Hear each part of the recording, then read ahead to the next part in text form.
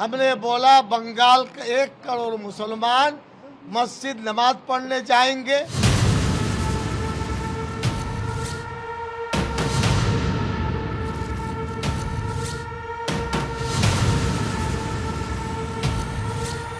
এখানে জমায়েত করবেন? কিচ্ছু করবে না, কিচ্ছু করবে না। বেরিয়ে যাচ্ছেন? হ্যাঁ, সরেন না, সরেন না। 144 ধারা জারি করা হয়েছে।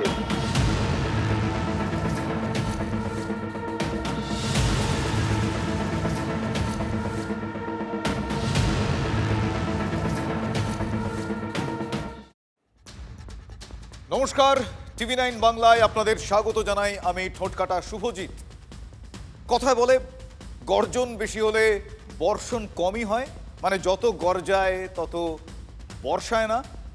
জামিয়াতে উলেমায়ে হিন্দের সভাপতি, যার নাম সিদ্দিকুল্লাহ চৌধুরী, আচ্ছা সিদ্দিকুল্লাহ চৌধুরীকে ধরেই নিয়েছিলেন যে শুধু কোট আনকোট গর্জনে এবারেও কাজ হয়ে যাবে, মানে এটা কি তার অনুমান ছিল? নির্দেশিকা উপেক্ষা করে দমদম বিমানবন্দরের বিতর্কিত মসজিদ চত্বরে 1 কোটির জমায়েত হবে। 1 কোটি না হোক, সিদ্দিকুল্লাহর ডাকে যদি 5,000-এর জমায়েত হয়, সিদ্দিকুল্লাহর কি ধারণা ছিল বিমানবন্দর কর্তৃপক্ষ সেই বিষয়টা ওয়েলকাম করবে? শুভেন্দুর সরকার, শুভেন্দুর প্রশাসন নীরব দর্শক হয়ে নমনীয়তা দেখাবে? যে নমনীয়তা সহিষ্ণুতা মমতা বন্দ্যোপাধ্যায়ের পুলিশ দেখিয়েছে 15টা বছর ধরে, আজ সকালে নিজেরই ঘোষিত কর্মসূচিতে গিয়ে কি তাহলে ভুল ভাঙল? ভুল হয়ে গিয়েছে বিলকুল, তেমনটা হলো, মানে এরকমটা মনে হলো। তাই কি নামাজের আগেই তাকে রণভঙ্গ দিতে হলো? নিজের কর্মসূচিও প্রত্যাহার করে নিতে বাধ্য হলেন সিদ্দিকুল্লাহ সাহেব।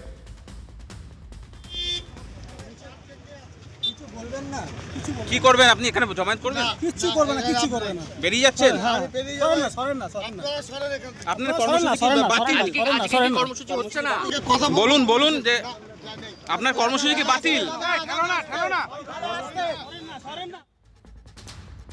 মুখ ঘুরিয়ে নিচ্ছেন আমাদের বুমের সামনে, হাত দিয়ে বলছেন সরেন সরেন, মানে সরে যান সরে যান।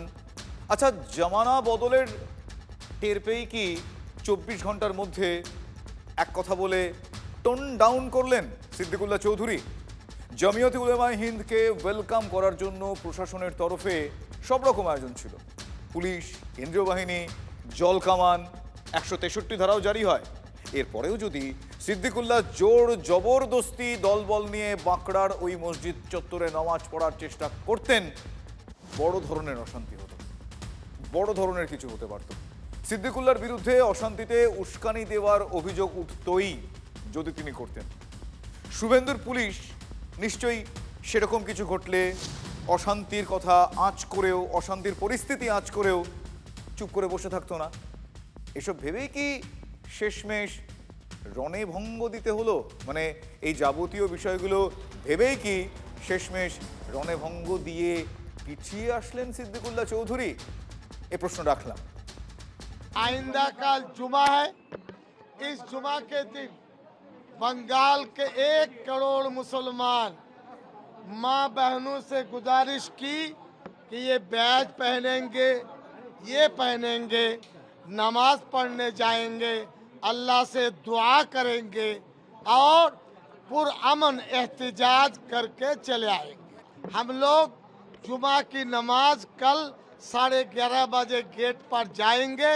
महल्ले का आदमी, बंगाल का कोई आदमी नहीं होगा।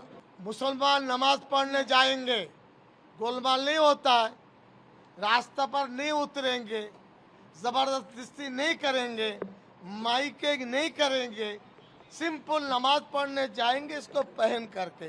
इसमें परेशानी क्या है? कोई परेशानी नहीं है।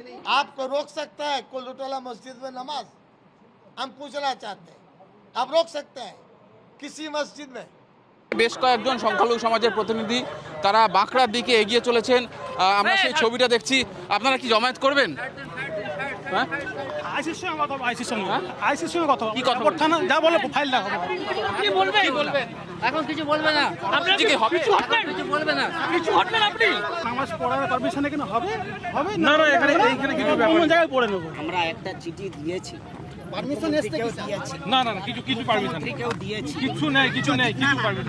জোর জবরদস্তি কিছু নয়। আমি চাইছি যদি আপনারা বলেন তাহলে আমরা আমি তো না বলে দিচ্ছি, আবার আমরা অন্য জায়গায় পড়ে নেই, বারবার এটা অন্য জায়গায় পড়ে নেই, অন্য জায়গায় পড়ে নেই। কি হবে দাদা, কর্মসূচির কি হবে? আমরা অন্য জায়গায় নামাজ হ্যাঁ হ্যাঁ ঠিক কর্মসূচির কি হবে? ঠিক আছে তাহলে এখন আমরা কোথায় করুন? আমরা অন্য জায়গায় নামাজ পড়বো, মজবুর কিছু করার নাই। সবাইকে চিঠি আমরা চাইছি এয়ারপোর্ট অথরিটি মসজিদ খুলে দিক, শান্তিপূর্ণভাবে 1 কোটির বেশি মানুষ নিজের নিজের মসজিদে দোয়া করেছেন, যথাসাধ্য কালো ব্যাজ পরে প্রতিবাদ করেছেন। দুঃখের কথা, বেদনার কথা। সিদ্দিকুল্লাহ সাহেব ভুলে গেছেন যে সরকারটা চেঞ্জ হয়ে গেছে এবং এই সরকারের মুখ্যমন্ত্রীর নাম শুভেন্দু অধিকারী। কোনো আইন ভঙ্গকারীদের সঙ্গে যা করা উচিত, যদি কেউ আইন ভাঙতে চান তার সাথে তাই করা হবে। বাংলায় ধর্ম নিরপেক্ষ গণতান্ত্রিক দেশপ্রেমিকের জন্য একটা কালা দিবস। নেক্সট স্টেপ, এক হলো আদালত, আর একটা হলো অফিসিয়ালি চিঠি রাজ্যবাসীর পক্ষ থেকে। সেটা কমিটি আলোচনা করে ঠিক করবে। দমদম বিমানবন্দর চত্বরের এই বাঁকড়া মসজিদ আপনারা অনেকেই জানেন, 136 বছরের পুরনো। গৌরীপুর জামে মসজিদ নামেও এটি পরিচিত। অনেকেরই প্রশ্ন যে এত পুরনো একটা মসজিদ, আজ কি এমন সমস্যা হলো রাজ্য সরকার মনে করছে ওই মসজিদ সরিয়ে ফেলতে হবে? তৃণমূলের প্রবীণ সাংসদ সৌগত রায়ও এই প্রশ্ন কিন্তু তুলেছেন। 136 साल से जहाँ पर नमाज पढ़ा जाता था वहाँ पर अचानक नमाज बंद कर देंगे, ये तो ठीक नहीं होगा। लोग तो प्रोटेस्ट करेंगे, ये लोकतांत्रिक देश है। দেখুন, এর সঙ্গে বঙ্গে পালাবদল বা ধর্মীয় রাজনীতির কোনো সম্পর্ক নেই। বিমানবন্দরের দ্বিতীয় রানওয়ের কাছে রয়েছে এই বিতর্কিত মসজিদটি। ফলে একটা টেকনিক্যাল সিচুয়েশন, প্রধান রানওয়ে দিয়ে বিমান ওঠানামার কোনো সমস্যাও এক্ষেত্রে নেই, কিন্তু রক্ষণাবেক্ষণের জন্য ওই রানওয়ে সাময়িক বন্ধ করতে হলে তখনই দুর্ভোগে পড়তে হয়। আর দ্বিতীয় রানওয়েটি আকারে অনেকটাই ছোট, ফলে অদূরে মসজিদ থাকায় এয়ারপোর্ট অথরিটি রানওয়ে সম্প্রসারণের কাজ করতে পারছে না। বড় বিমান ওঠানামার ক্ষেত্রে সে কারণে সমস্যা হচ্ছে। আর তাছাড়া জাতীয় নিরাপত্তার ক্ষেত্রেও প্রশাসনের মনে হয়েছে এই মসজিদটি ঝুঁকির, অন্যত্র সরানোর প্রয়োজনীয়তা রয়েছে। তার কারণ এক্ষেত্রে জাতীয় নিরাপত্তার প্রশ্নও কিন্তু আসছে।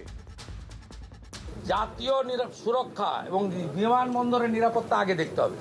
এই বিমানবন্দরের লোকেশন খুব গুরুত্বপূর্ণ নিরাপত্তার ক্ষেত্রে। চীন, বাংলাদেশ সব কাছে,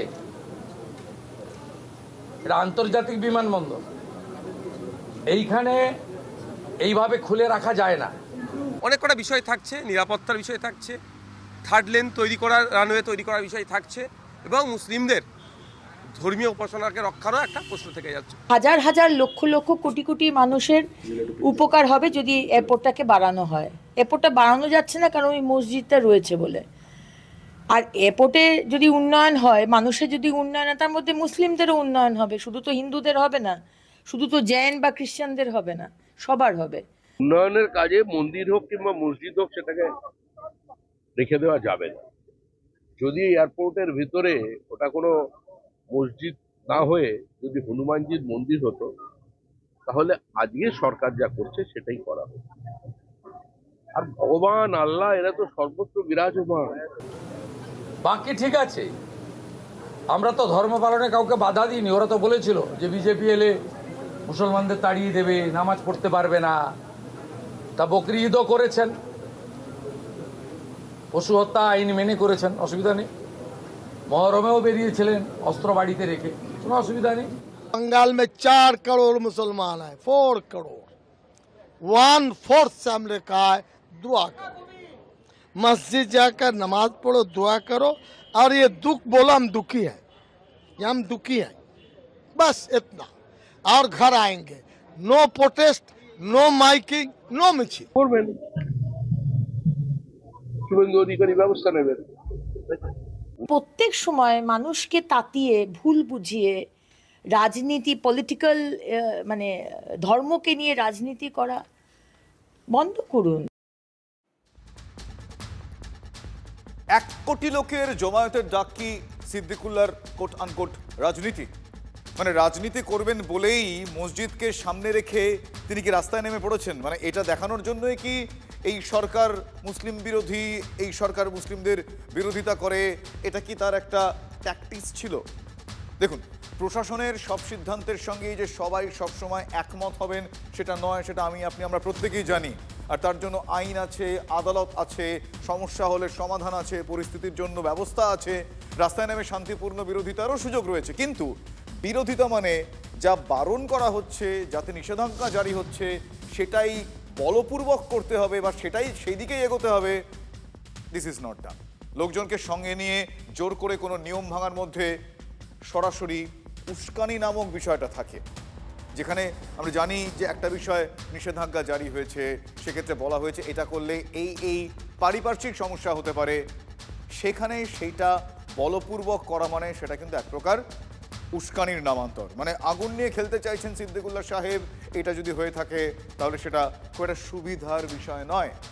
নাকি শুভেন্দু সরকার কতটা সহনশীল সেটা বাজিয়ে দেখতে চাইছেন এই জামিয়াতে উলেমায়ে হিন্দের সভাপতি, এ প্রশ্ন উঠছে। সিদ্দিকুল্লাহ চৌধুরী ধর্মের ব্যবসা করে, সেই ধর্মের দোকান চালানোর জন্যে উনি এইভাবে ইনস্টিগেট করছেন এই রাজ্যের মুসলিম সম্প্রদায়কে। বরাবরই উনি এইভাবে উস্কে বিষয় থেকে সরে যাওয়ার চেষ্টা করেছেন। উনি মুসলমানদের বলেছিলেন ওয়াকাফ আইন লাগু করা হবে না, আমি 5 মিনিটের মধ্যে স্তব্ধ করে দেবো কলকাতাকে। করতে পেরেছিলেন? পারেননি। আপনার সেই সময়কার মুখ্যমন্ত্রী লাগু করেছেন। হাই সিকিউরিটি জোনে নামাজ না পড়তে দেওয়ার জন্যে সিদ্দিকুল্লাহ বাবুর কেন এত রাগ? এর পেছনে কোনো বিদেশি শক্তি কাজ করছে না তো? সেটা কিন্তু খতিয়ে দেখার দরকার। এই হাই সিকিউরিটি জোনে থেকে কোনো ছবি বা কোনো ভিডিও বাইরে চলে যাচ্ছে না তো? অহেতুক এটাকে নিয়ে এই মসজিদটাকে কেন্দ্র করে বিশৃঙ্খলা তৈরি হোক বা বাজে পারসেপশন তৈরি হোক, এটা আমি চাই না। সুতরাং এখনোই মানে পলিটিক্যাল এজেন্ডার জন্য মানুষকে উস্কে 15 বছর, যেভাবে 15 বছর নয় 50 বছর পিছিয়ে দিয়েছেন, কেন করছেন এগুলো? কোনো ধর্ম ব্যবসায়ীর দোকান চালানোর জন্যে আপনারা আইন হাতে নেবেন না, সরকার আপনাদের পাশে আছে। মুসলমানরাও বুঝে গেছে যে মুসলমান কেন, সমস্ত ধর্মের মানুষ বাংলাতে বিজেপি এলে তবেই উন্নয়ন হবে, সে দেখতে পাচ্ছে 7 দিনের মধ্যে। আমরা শুধু উন্নয়নের কথা বলছি। এই চিপ রাজনীতি করে, ধর্মের রাজনীতি করে অন্তত পশ্চিমবঙ্গে কিচ্ছু হবে না। আমার রাজ্যের মুখ্যমন্ত্রীর কাছে আমি আবেদন এটাই করব যে এয়ারপোর্ট অথরিটি, মসজিদ committee, civil society, Islamic scholar যারা আছে তাদেরকে নিয়ে বসুন। আমার বিশ্বাস এটা একটা সুন্দর ওয়ে আউট হবে। ভদ্র থাকবেন, আইন মেনে চলবেন, ডিজে থেকে দূরে থাকবেন, নিজের ধর্ম নিজে পালন করবেন, অন্যর কানে গিয়ে ফুফু করার দরকার নেই, সব ঠিক চলবে, সুন্দর চলবে। আর বন্দে মাতরমটা গাইতে হবে, ঠোঁট না নাড়ালে হবে না, আমরা লক্ষ্য রাখছি। বেশ, এবার কিছু এই মুহূর্তে আপডেট দেবো আপনাদের। আপনারা জানেন যে আজ রাতেই অমিত শাহ শিলিগুড়িতে আসছেন, বিশেষ করে চিকেন স্নেকের নিরাপত্তা নিয়ে বিশেষ বৈঠক, বিশেষ নজর। 3 দিনের সফরে রাজ্যে আসছেন কেন্দ্রীয় স্বরাষ্ট্রমন্ত্রী অমিত শাহ। আগামীকাল উত্তরকন্যায় উচ্চ পর্যায়ের বৈঠক রয়েছে কেন্দ্রীয় স্বরাষ্ট্রমন্ত্রীর। উত্তরবঙ্গের নিরাপত্তা, অনুপ্রবেশ, সীমান্ত নানা বিষয়ে আলোচনা হবে এই বৈঠকে। আমার সহকর্মী প্রসেনজিৎ এই মুহূর্তে আমার সঙ্গে রয়েছেন সরাসরি। প্রসেনজিৎ, আমি দুটো বিষয় জানতে চাইবো। এক, আজ কখন তার আসার শিডিউল টাইম, এবং মূলত কোন কোন বিষয়গুলো নিয়ে বৈঠক হবে, এবং অত্যন্ত গুরুত্ব সহকারে কোন কোন বিষয়ের উপর মূল ফোকাস থাকছে, এখনো পর্যন্ত কি কি জানা যাচ্ছে? দেখো, নির্ধারিত যে সময় ঠিক 9:15 নাগাদ আলফা জোনে নামবে অমিত শাহের বিমান, বায়ুসেনার বিমানে তিনি আসছেন।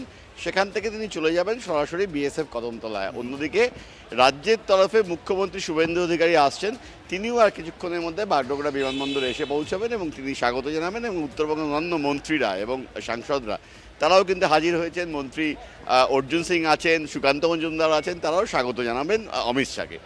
আগামীকালকে সীমান্ত এলাকায় পরিদর্শনে যাবেন খোদ স্বরাষ্ট্রমন্ত্রী। তিনি যাবেন জুম্মাগছে, সেখানে যে কাঁটাতারের বেড়া সেই এলাকাগুলো ঘুরে দেখবেন। এর পাশাপাশি বিএসএফ কর্তাদের সঙ্গে দফায় দফায় একাধিক বৈঠক আছে। তারপর উত্তরকন্যা চলে আসবেন তিনি, সেখানেও একাধিক গুরুত্বপূর্ণ বৈঠক, যা চিকেন নেককে কেন্দ্র করে নিরাপত্তা সংক্রান্ত এবং জন্ম মৃত্যুর যে সার্টিফিকেট রাজ্যের তরফে প্রদান করা হয়, সেই জন্ম মৃত্যু সার্টিফিকেট সংক্রান্ত বিষয়েও কিন্তু কারা পাচ্ছেন, কোথাও ভুয়ো সার্টিফিকেট ইস্যু হচ্ছে কিনা, বা এর আগে বিভিন্ন অভিযোগ এসেছিল, সেই অভিযোগগুলো কোন জায়গায় দাঁড়িয়েছে, এই সমস্ত বিষয়গুলো খতিয়ে দেখা হবে। কেন এই বৈঠক এবং কেন এতটা গুরুত্বপূর্ণ?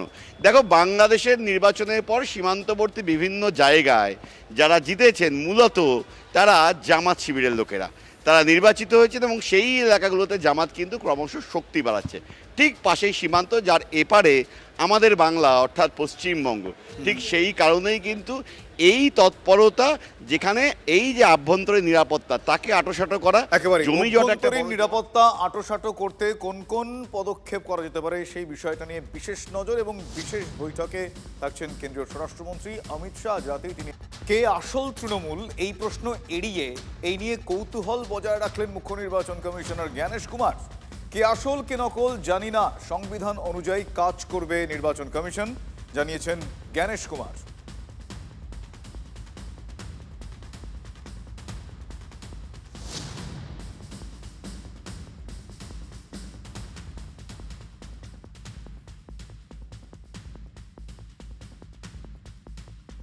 अब असली टीएमसी नकली टीएमसी मेरे को नहीं पता भैया, मेरे पास कागज आते हैं, सुनवाई करता है, पढ़ता लिखता है, फिर दिमाग लगाता है बाहर। अब असली टीएमसी नकली टीएमसी मेरे को नहीं पता भैया, मेरे पास कागज आते हैं, सुनवाई करता है, पढ़ता लिखता है, फिर दिमाग लगाता है बाहर। অন্যদিকে নিয়োগের তোড়জোড় এবার অনগ্রসর শ্রেণী কল্যাণ দপ্তরের ওবিসি মামলার রায়ের পর কোন কোন নিয়োগ প্রক্রিয়া শুরু হয়েছে, বর্তমান পরিস্থিতি কোন পর্যায়ে রয়েছে, নিয়োগকারী সংস্থাগুলোর থেকে 7 দিনের মধ্যে তথ্য তলব করা হয়েছে। নিয়োগের তোড়জোড় অনগ্রসর শ্রেণী কল্যাণ দপ্তরের ওবিসি মামলার রায়ের পর কোন কোন নিয়োগ প্রক্রিয়া শুরু হয়েছে, বর্তমান পরিস্থিতি কোন পর্যায়ে দাঁড়িয়ে, নিয়োগকারী সংস্থাগুলোর থেকে 7 দিনের মধ্যে তথ্য তলব করা হয়েছে।